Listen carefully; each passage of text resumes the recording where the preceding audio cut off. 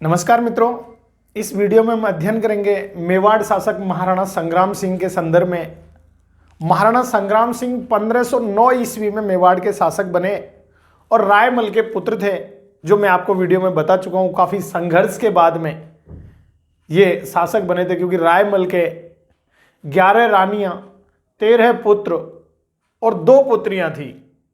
काफ़ी उत्तराधिकार संघर्ष हुआ और उसके बाद में 1509 ईस्वी में मेवाड़ की गद्दी पर बैठे तो वो थे महाराणा सांगा। तो सबसे पहले हेडिंग लिखोगे महाराणा सांगा, या इसी को क्या बोलते हैं, संग्राम सिंह। तो इसके बारे में हम अध्ययन करेंगे। तो महाराणा सांगा, या इसी का नाम, दूसरा नाम क्या था, संग्राम सिंह। तो महाराणा सांगा या संग्राम सिंह शासक बने। और कब शासक बने, तो आपको याद रखना है 1509 ईस्वी में मेवाड़ की गद्दी पर बैठे और 1528 ईस्वी तक इन्होंने शासन किया। कब? 1509 से लेकर के 1528 ईस्वी तक शासन किया। किसने? महाराणा सांगा ने। महाराणा सांगा की उपाधि क्या थी, तो आपको याद रखनी है महाराणा सांगा की उपाधि। तो एक तो थी हिंदू पथ कहा जाता है। एक दूसरी थी सैनिकों का भग्नावशेष। और क्या थी? तो सैनिकों का भग्नावशेष। तो क्या कहा जाता था? तो सैनिकों का भग्नावशेष।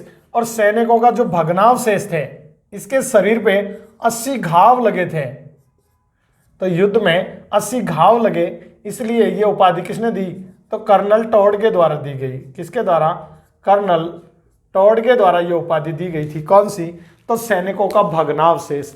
इसको हिंदू पद, यानी सभी जो राजस्थान के लगभग जो शासक थे वो इसके साथ एकजुट होकर के खानवा के युद्ध में लड़े थे, इसलिए इसको हिंदू पद की उपाधि दी गई। और कर्नल जेम्स टॉड ने इसके 80 घाव लगे थे खानवा के युद्ध में, इसलिए इसको कौन सी उपाधि दी? सैनिकों का भग्नावशेष नाम से भी जाना जाता है। इसके अलावा कौन कौन से युद्ध इसके द्वारा लड़े गए? तो सबसे पहले इसने फर्स्ट नंबर पर जो युद्ध लड़ा महाराणा कुंभा के द्वारा, तो वो कौन सा था? खातौली का युद्ध लड़ा था इसने। कौन सा युद्ध? तो पहला खातौली का युद्ध। प्यारे दोस्तों, ये जो खातौली स्थान है ना, ये बूंदी जिले में पड़ती है। कौन से जिले में स्थित है? तो खातौली का युद्ध बूंदी जिले में। दूसरे नंबर पे जो युद्ध लड़ा वो था बाड़ी का युद्ध। कौन सा युद्ध? बाड़ी का युद्ध। और बाड़ी का जो युद्ध था, ये बाड़ी स्थित कहाँ है? तो बाड़ी स्थान है धौलपुर में। कहाँ पर? तो बाड़ी धौलपुर, ये बाड़ी का युद्ध हुआ। इसके अलावा तीसरे नंबर पे जो युद्ध हुआ वो कौन सा था? गागरौन का युद्ध। तो गागरौन का युद्ध। तो जो गागरौन स्थान कहाँ पर है? तो ये झालावाड़ में। कौन से वार्ड में? तो ये झालावाड़ में गागरौन का युद्ध हुआ। चौथे नंबर पे जो युद्ध हुआ वो था बयाना का युद्ध। किसका युद्ध? तो बयाना का युद्ध हुआ। बयाना का युद्ध ये महाराणा इसके बीच में हुआ। और बयाना कहाँ पर पड़ता है? तो बयाना भरतपुर में है। बयाना कौन से जिले में? तो बयाना भरतपुर में। और पांचवें नंबर पर जो युद्ध हुआ वो था खानवा का युद्ध। खानवा का युद्ध हुआ, भरतपुर जिले में स्थित है। खानवा कहाँ पर है? तो ये खानवा भरतपुर जिले में स्थित है। खानवा का युद्ध हुआ था। तो ये अपन को याद रखना था। इनके कब शासन हुआ था? तो खातौली का युद्ध ये 1517 ईस्वी में खातौली का युद्ध हुआ। 1518 ईस्वी में कौन सा युद्ध हुआ? तो बाड़ी का युद्ध हुआ। 1519 ईस्वी में कौन सा हुआ? तो 1519 में गागरौन का युद्ध हुआ था। इसके अलावा ये 16 फरवरी को कब हुआ? तो 16 फरवरी 1527 ईस्वी को यह युद्ध हुआ, बयाना का युद्ध। और अगला हुआ 17 मार्च 1527 ईस्वी को किसका युद्ध हुआ? तो ये हुआ 17 मार्च 1527 को खानवा का युद्ध हुआ। तो ये अपन को याद रखने हैं किसके संदर्भ में। तो देखिए नेक्स्ट प्यारे दोस्तों, जो युद्ध हुआ, जो खातौली का युद्ध, तो खातौली का युद्ध किस किस के बीच में हुआ था? तो खातौली का युद्ध ये हुआ था किस किस के बीच में? तो इब्राहिम लोदी, कौन था?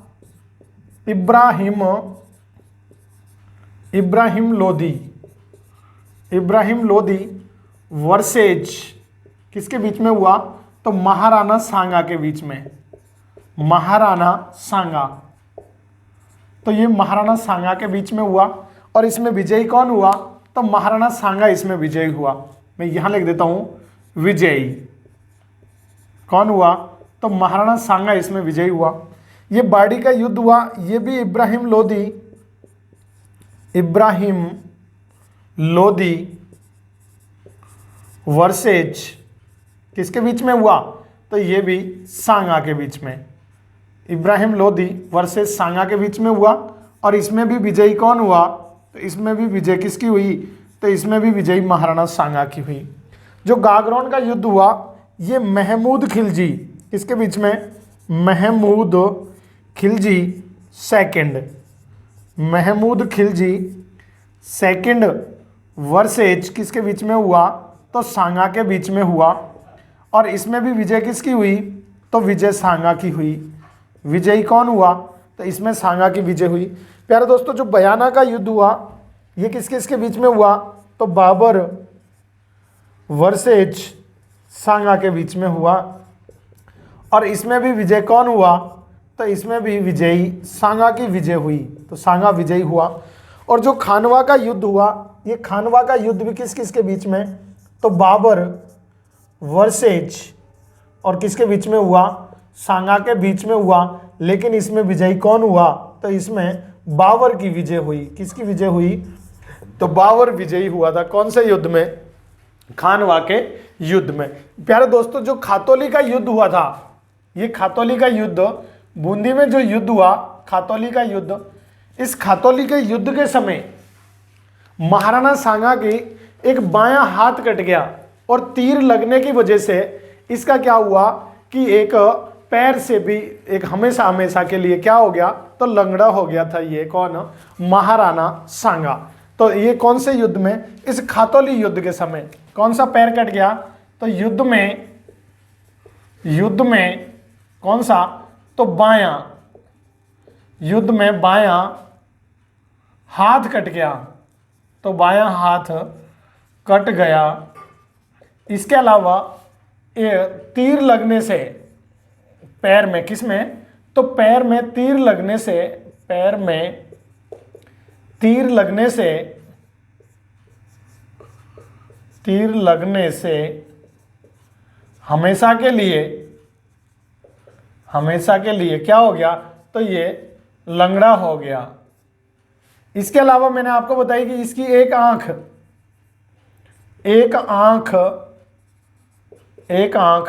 किसने? तो एक आंख भाई पृथ्वीराज ने फोड़ दी थी। किसने? भाई पृथ्वीराज ने फोड़ दी। जब इतने, यानी इसके आंखें भी, एक आंख भी फूट चुकी थी, एक बायां हाथ इसका कट गया था, पैर भी इससे भी लंगड़ा हो गया हमेशा के लिए। और एक लंबी चिकित्सा के बाद में जब महाराणा सांगा स्वस्थ हुए, तो महाराणा सांगा ने सभी मेवाड़ के सरदारों को बुलाया, उनकी एक मीटिंग ली। और जब सरदार आए तो मेवाड़ के महाराणा की परंपरा के अनुसार, मेवाड़ के महाराणा, यहां पे क्या है, छाती तक उनका अभिवादन किया जाता था दोनों हाथों से जब आते थे। लेकिन महाराणा का एक हाथ था नहीं, तो महाराणा ने जो हाथ था, दायां हाथ, इस दायां हाथ को सिर तक उठा दिया और जो राज सिंहासन पर न बैठ करके सरदारों के पास में नीचे ही बैठ गए थे। कौन? महाराणा सांगा। जब ऐसा किया तो सब जो जितने भी सरदार थे वो अचंभित हुए और उन्होंने ऐसा करने का कारण महाराणा से पूछा। तो महाराणा ने बताया कि जब मूर्ति खंडित हो जाती है तो वो पूजा के योग्य नहीं रह जाती। क्या कहा महाराणा सांगा ने कि जब मूर्ति खंडित हो जाती है तो वो पूजा के योग्य नहीं रह जाती। इसी प्रकार से मैं भी एक प्रकार से खंडित हो चुका हूं। इस सिंहासन की शोभा बढ़ाने के लिए मैं उचित नहीं हूं। किसी योग्य व्यक्ति को आप सभी सरदार इसके लिए अपॉइंट कर दीजिए, क्योंकि यहाँ पे एक योग्य होना चाहिए और पूर्ण परफेक्ट होना चाहिए। क्योंकि मेरा एक आंख नहीं है, मेरा एक हाथ नहीं है, एक पैर नहीं है, और मैं स्वास्थ्य भी मेरा सही नहीं है। तो जब ऐसा कहा तो सभी महाराणा के साथ में जितने भी सरदार थे, उन्होंने सब सरदारों ने महाराणा से कहा कि आपके जो घाव लगे हैं ये रणभूमि में लगे हैं, न कि घर पे। तो रणभूमि और युद्ध करता हुआ ये घाव आपके लगे हैं, तो ये तो वीरों की निशानियां हैं। आपसे बढ़िया इसके लिए और कोई दूसरा नहीं हो सकता। और उन्होंने वापस से महाराजा को उठाया और फिर से किस पे बिठा दिया? सिंहासन पे बिठा दिया। और उसके बाद नेक्स्ट बाड़ी का युद्ध हुआ। बाड़ी का युद्ध भी इब्राहिम लोदी के बीच में, यानी दोनों युद्ध इब्राहिम लोदी के मध्य हुए। इसके अलावा गागरोन का युद्ध, और गागरोन का युद्ध महमूद खिलजी के मध्य हुआ। तो महमूद खिलजी और महाराणा सांगा के बीच में हुआ। ये जो गागरोन का युद्ध हुआ था, इसमें महमूद खिलजी और एक गुजरात का शासक जो कुतुबुद्दीन शाह, इन दोनों ने संधि की और फिर ये युद्ध हुआ। तो महमूद खिलजी को इसमें पराजित किया। जो बयाना का युद्ध हुआ था, तो बयाना का युद्ध प्यारे दोस्तों, उस समय बयाना का जो किलेदार था वो बाबर का प्रतिनिधि था और उसका नाम था मेहंदी ख्वाजा। तो वो मेहंदी ख्वाजा इस समय बयाना का किलेदार था। और इस युद्ध में, बयाना के युद्ध में, जो बाबर का सेनापति था वो था सुल्तान मिर्जा। तो सुल्तान मिर्जा इस युद्ध में सेनापति था। और महाराणा सांगा ने बयाना के युद्ध में बाबर की सेना को बुरी तरह पराजित किया। और फिर से दूसरा युद्ध हुआ। कौन सा युद्ध? खानवा का युद्ध। और खानवा का युद्ध जो भरतपुर में हुआ था, ये महज ये 16 फरवरी को हुआ और ये 17 मार्च को, यानी एक महीने बाद में जो युद्ध हुआ, इसमें महाराणा सांगा के द्वारा महाराणा सांगा के द्वारा लापरवाही की गई, और जबकि बाबर के द्वारा इसको क्या सीरियस लिया गया। और बाबर ने इस युद्ध में जेहाद का नारा दिया था। तो कौन सा नारा दिया? तो आपको याद रखना है, बाबर के द्वारा कौन से युद्ध में? तो यहां मैं लिख देता हूं, खानवा युद्ध। तो खानवा युद्ध में बाबर, तो बाबर के द्वारा क्या किया गया? तो खानवा युद्ध में बाबर ने सबसे पहले तो जेहाद का नारा दिया। किसका? जेहाद का नारा दिया। तो एक तो जेहाद का नारा दिया, इसके अलावा शराब छोड़ दी। क्या कर दी? शराब छोड़ दी। यानी सभी से शराब के जितने भी मटके थे वो सब फोड़ दिए गए, जो भी प्याले थे वो फोड़ दिए गए, और कहा गया कि मैं शराब हमेशा के लिए छोड़ता हूँ। इसके द्वारा शराब छोड़ दी गई। जिहाद का नारा दिया कि जो मैं युद्ध लड़ रहा हूँ इसमें मेरा कोई पर्सनल स्वार्थ नहीं है, मैं धर्म युद्ध लड़ रहा हूँ, आप सभी के लिए, मुस्लिम धर्म के लिए लड़ रहा हूँ, धर्म की रक्षा के लिए लड़ रहा हूँ। तो इसको जिहाद का नारा दिया, शराब छोड़ दी। और इसके अलावा जो मुस्लिमों से जो टैक्स लिया जाता था, किनसे? मुस्लिमों से तमगा एक टैक्स होता था जिसका नाम था तमगा कर। तो इस तमगा कर को समाप्त कर दिया, समाप्त कर दिया। तो तमगा कर को समाप्त कर दिया, शराब छोड़ दी, जिहाद का नारा दिया। तो ये कुछ, और इसके अलावा यानी जो महाराणा नहीं, बाबर के द्वारा तो ये धर्म युद्ध का नारा दे करके और सेना की परफेक्ट तैयारी की गई, पूरी प्लानिंग के तहत युद्ध लड़ा गया। और इसमें विजय भी किसकी हुई? तो ये विजय कौन हुआ? तो इसमें विजयी हुआ कौन? बाबर इसमें विजयी हुआ, बाबर विजयी हुआ। इसके बाद उनको याद रखना है कि विजय के कारण क्या थे। तो किन कारणों की वजह से ये विजय हुआ? तो कारण थे, एक तो कुशल नेतृत्व। क्या था? कुशल नेतृत्व। इसके अलावा बाबर के द्वारा बारूद खाने का प्रयोग। किसके द्वारा? बारूद खाने का प्रयोग। तो बाबर के द्वारा बारूद खाने का प्रयोग किया गया। इसके अलावा तोपों का प्रयोग, तोपों का व बंदूकों का प्रयोग किया गया, बंदूकों का प्रयोग किया गया, क्योंकि इससे पहले यहां पर लोगों ने तोप और बंदूक देखे ही नहीं थे। इसके अलावा नेक्स्ट तोपों का और इनके बंदूकों का प्रयोग किया गया और तुलकमा युद्ध पद्धति का प्रयोग किया गया। कौन सी? तुलकमा युद्ध पद्धति, युद्ध पद्धति, तो तुलकमा युद्ध पद्धति का प्रयोग किया गया। प्रयोग, तो तुलकमा युद्ध पद्धति का प्रयोग किया गया है। छापामार युद्ध पद्धति, तुलकमा युद्ध पद्धति, तोपों का प्रयोग, ये सब कारण थे। और यहाँ पे जो बाबर के द्वारा जो सेना थी, तो यहाँ पे घोड़ों का प्रयोग किया गया। किसका? तो ये घोड़ों का प्रयोग किया गया, घोड़ों का प्रयोग। यानी सांगा की जो सेना थी, तो उसमें सांगा में क्या, की सेना में क्या था कि सांगा की सेना के द्वारा हाथियों का प्रयोग किया गया। तो हाथी तो क्या, उसको मुड़ने में और उसमें सब में टाइम लगता है, और घोड़े जो फुर्तीले होते हैं, फटाक से सेना पे आक्रमण करने में, दौड़ने में, सब में परफेक्ट होते हैं। तो बाबर के द्वारा घोड़ों का प्रयोग किया गया, तोप खाने का प्रयोग किया गया। और इसके जो तोपची थे, वो जो कुशल तोपची थे इसके बाबर के, और तोपची तो दो कुशल तोपची थे जिनके द्वारा तोपों का संचालन किया गया था। और वो तोपची कौन थे? तो मुस्तफा रूमी और उस्ताद अली। ये कुशल नेतृत्व था इनका, इसकी वजह से युद्ध जीते थे। कौन? मुस्तफा रूमी और उस्ताद अली। तो मुस्तफा रूमी और उस्ताद अली ये कुशल तोपची थे, और इनको पता था कहाँ तोप चलानी है, कितने डिग्री एंगल पे चलानी है, कहाँ चलानी है। तो ये कुछ कारण थे जो इसकी विजय के कारण थे।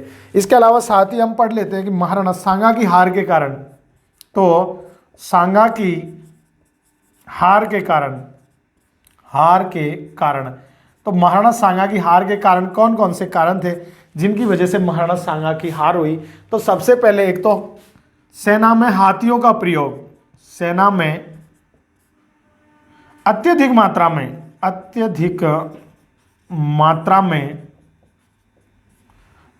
में किनका प्रयोग? तो हाथियों का प्रयोग किया गया, हाथियों का प्रयोग। तो एक तो सेना में हाथियों का प्रयोग। इसके अलावा यहाँ पर नेतृत्व की कमी थी, नेतृत्व की कमी, क्योंकि जितने भी लोग यहाँ पे महाराणा सांगा की ओर से बहुत से लोग लड़ने आए थे, तो वो सब लड़ने आए थे, वो अपने अपने झंडे के नीचे अपने अपनी प्लानिंग के हिसाब से लड़ रहे थे। जैसे कौन कौन लोग इसके साथ लड़ने के लिए आए थे, तो मैं यहाँ बता देता हूँ कि कौन कौन लोग यहाँ पर लड़ने के लिए आए थे। तो जैसे मारवाड़ तो मारवाड़ की तरफ से आया था मालदेव, मारवाड़ की तरफ से कौन था? मालदेव। इसकी तरफ यानी बीकानेर और बीकानेर की तरफ से, यानी मारवाड़ की तरफ से मालदेव था, और बीकानेर की तरफ से यहाँ पे लड़ने के लिए जो आए थे उनमें अलग अलग शासक आए थे। तो बीकानेर की तरफ से यहाँ पे कल्याणमल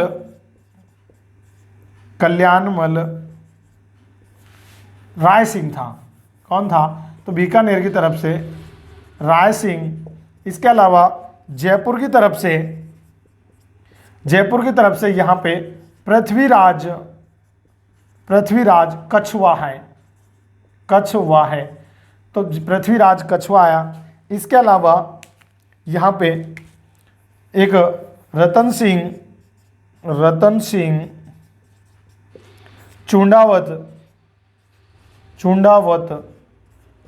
चूंडावत थे। इसके अलावा हसन खां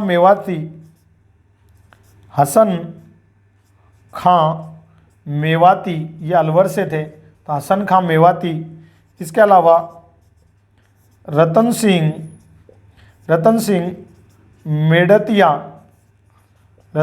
मेड़तिया। इसके अलावा झाला अज्जा। ठीक है, ये कुछ बहुत से लोग थे जो महाराणा किसकी तरफ से लड़े थे? महाराणा मेवाड़ महाराणा सांगा की ओर से इस युद्ध में लड़े थे। तो कौन?